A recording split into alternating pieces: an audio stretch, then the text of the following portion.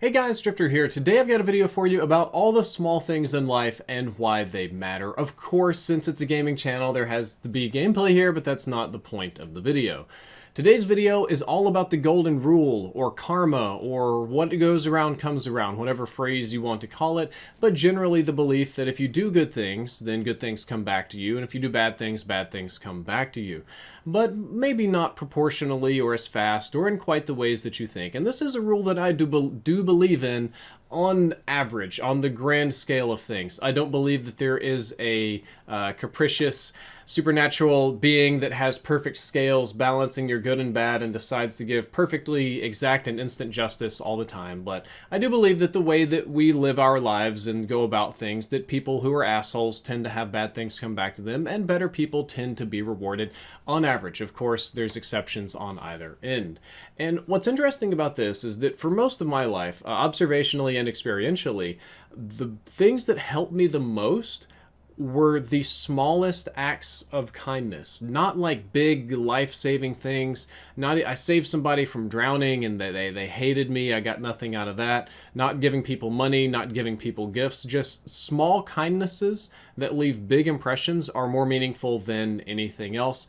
And I think that's something that many of us are missing in our daily lives. We all fashion ourselves to be heroes and to be kind-hearted to the deserving, unfortunately for many, but we often neglect inconvenient things. We neglect things that we don't want to do. We neglect things that are difficult for us to be kind in. And the best example of this is they did a Good Samaritan study in college. I think this was like in the 60s or 70s, and they did it at a Jesuit school, so priest in training. And what they did is they gave a young priest, would be like a graduate student, saying, oh, you have to give a presentation at this hall in like 15 minutes on the other side of the campus. I'm sorry we didn't give you time to prepare. You just got to go. And they'd give this priest a stack of stuff, and he would just like book it out there, try to make it on time to his class, to cover, to do the job that he was given. But the catch was, along the way, there would be a Good Samaritan, a person stuck in a ditch, somebody in a wheelchair, somebody struggling, and they wanted to see if the priest would help them. And in almost every time, all of the Jesuit priests would fail. However, if they did something different and gave them an hour to get to class, the priest would help them. So their charity was based on convenience, even in a religious class of people. The more desperate they were, the less time they had, they couldn't focus and they couldn't think or see clearly enough to help the people that they should have been doing. And in one case, one priest actually jumped over somebody that was laying in a ditch and said, sorry, I'm late, and then went to go to the presentation. And that's not how we should live our lives. So today's video is once again sponsored by you. Before the end of the video, I'm going to ask you to do something. So some of the more fun examples of this, I'm going to pick a couple of people to talk about that I helped and were then later helpful to me. I didn't give them any advanced warning or anything in this video, so I guess they'll just see it when they see it. Let's talk about Jared FPS. You may know this guy as being one of the top Mixer streamers, but I met him for the first time at Gamescom 2016 for the PUBG tournament. I didn't know beans about Mixer, or maybe it was like Beam at the time, and Jared went to the tournament to try and represent Mixer, and he failed miserably by killing himself on a three-wheeler in one of the most spectacular and funny moments of the tournament. Now, it did help him and he got a lot of followers and stuff from it, but it was not a good time. You know, the man wanted to win. Similarly, we were all flying back to Texas from Gamescom, so I talked to him because he was coming back on a similar flight, if I'm not mistaken, and there was a huge storm that was hitting the southeast and south middle United States that really screwed up travel. Me and my wife just barely got back, but since he lived in Houston and there's like a connecting airport, the man landed at Dallas and was unable to return home. But not just unable to return home for hours, but for a long time. Like, it was looking like it was going to be days because the backup was so incredibly bad. And I talked to Jared at Gamescom, albeit briefly, and we made jokes and we talked about the three-wheeler flipping over, whatever. And I didn't think too much about it, but I followed him on Twitter, and then I saw him tweeting that he's stuck and he needs to get a hotel and all this kind of bad thing is going on.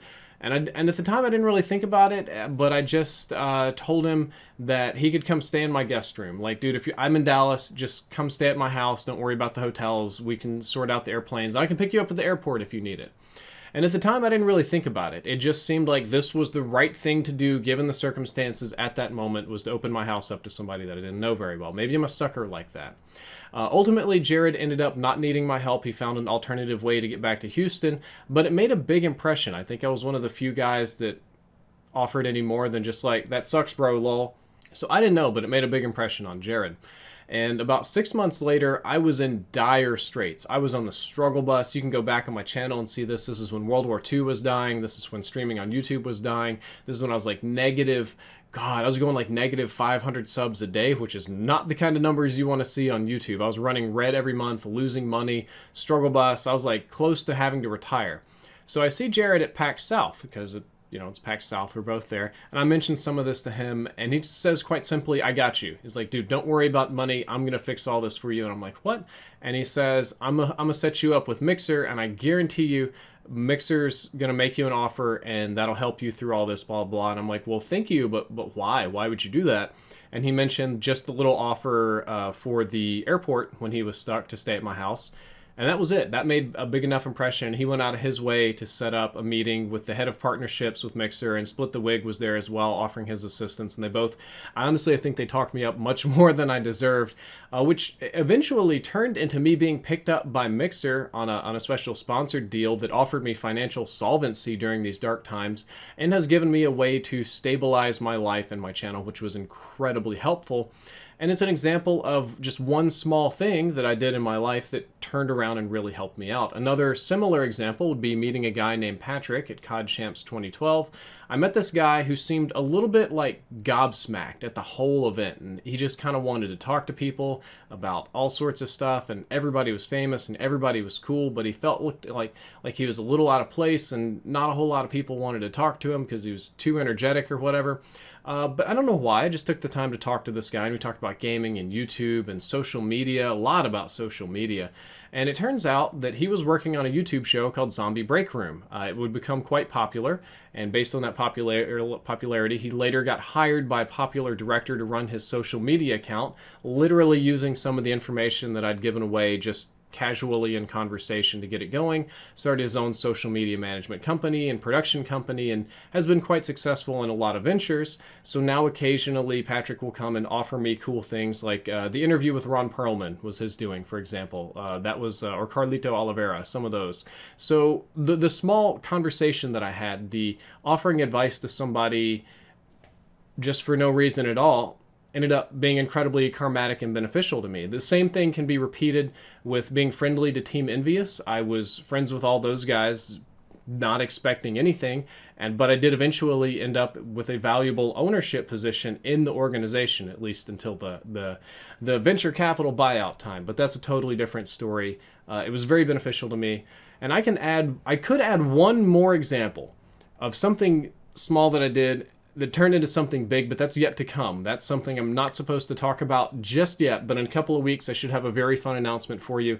And the method is still working for me right now. And doing small things for other people works because it shows that your moral compass still works in the dark, even when the spotlight isn't on you, even when you're not expected to perform, when you don't have to do anything, when it's not a clear-cut scenario. That's the moments that define who you really are as a person, and that's the time that I think karma is going to be the most beneficial in your life. So for today's sponsorship, which you are of course directly sponsoring this video, I'm asking you to do something. I want you to do something kind for somebody else, but with a catch, and the catch is you can't plan it. If I ask you to do something kind for somebody else, everybody would sit around and think of a good deed to do, and they'd march out there like a Boy Scout and help old ladies across the street, or just go, buy food for the poorest person that they could think of, or adopt a dog, and these are all great things. But that's sort of an idealized, sort of almost pompous, I want to build myself up sort of charity. What you really need to do is just let all of that sort of nonsense flow out of your brain, and instead make a note to do the inconvenient thing.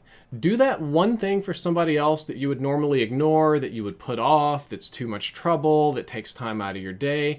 Help that person that comes out of the blue today with a problem. The random friend, the associate, the stranger that just ends up with a problem, and you could socially acceptably look at them and be like, man, not today, I'm gonna go home and watch Game of Thrones and just keep walking.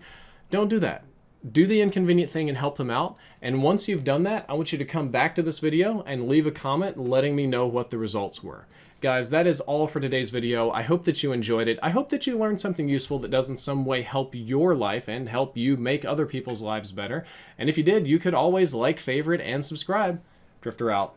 I'm one of 3 customers that has it in this area. So once they end up spreading out, it'll probably lower the price. Did we all like stick together in a big blob here? What the heck is going on? I feel like we're doing formation skydiving. What?